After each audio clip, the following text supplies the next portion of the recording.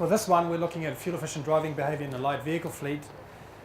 And the reason why we're looking at this space is, if we have a look at this chart, on the left side, you basically see the energy demand in New Zealand, and there's basically 4 big energy sectors: electricity, transport, residential heat, and industrial processes. Now, from an eco perspective, we've traditionally looked at residential and the business sector, and also electricity.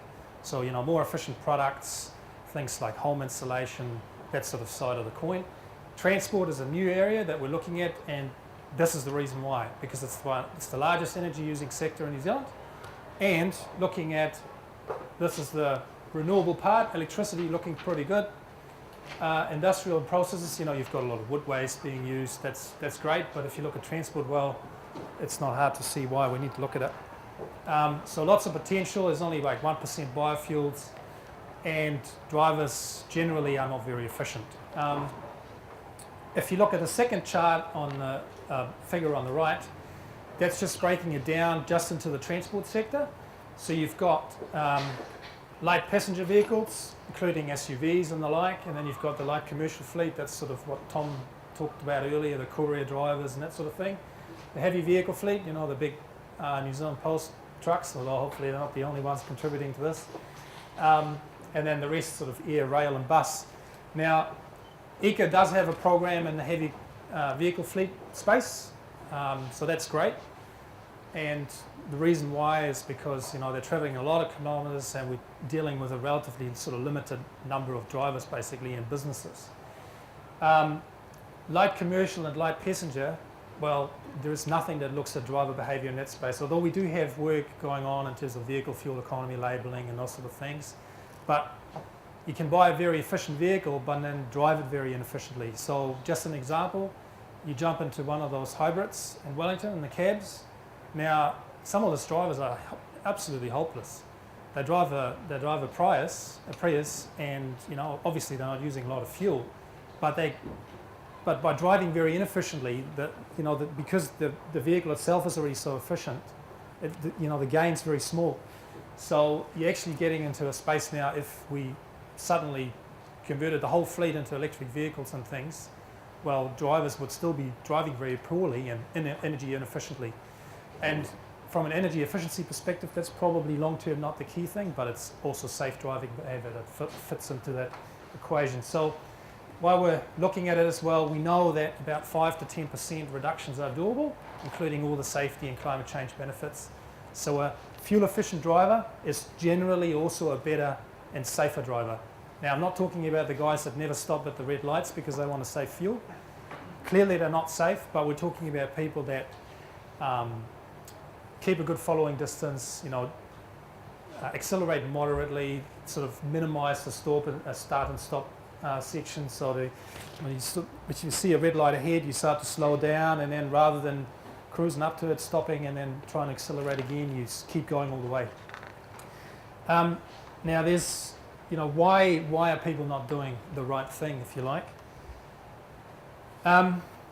We know from research that the majority of drivers believe they're better than average. Clearly, that's not possible, but that's what people believe.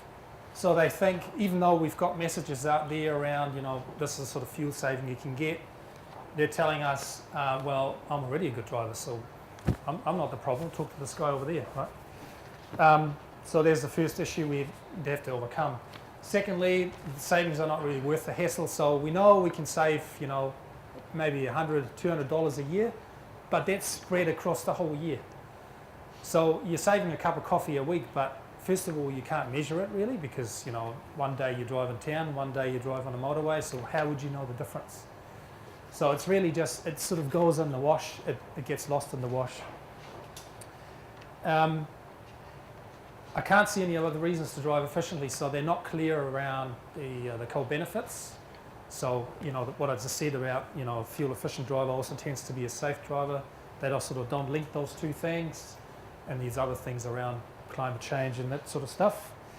Well, you've got the shocks, fuel price goes up, and suddenly people start to think, hey, where can I save a few bucks? And they might drive a little bit slower. And they might do that for a little bit until they sort of get used to the new reality, and we just go back to our old and normal habits. And it probably doesn't help that everyone else drives that way, so you just sort of adjust to what everyone else is doing.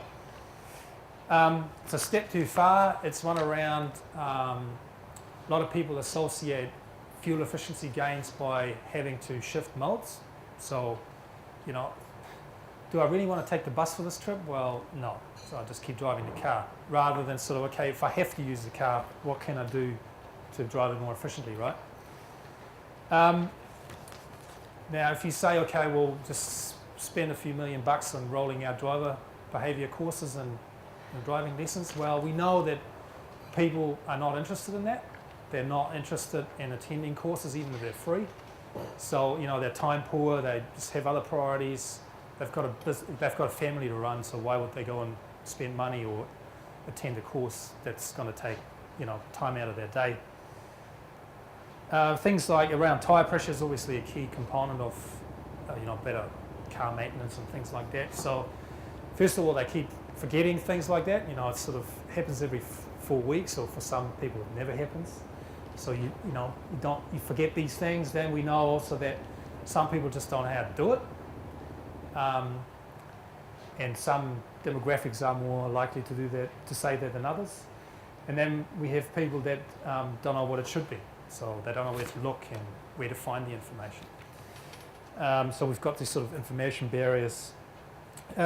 Next thing is we've got a very old fleet. Average age is 13 years. We've got new cars coming into the fleet that have these very fancy dashboards. You know, you can get a little tree to grow while you're driving. That's great.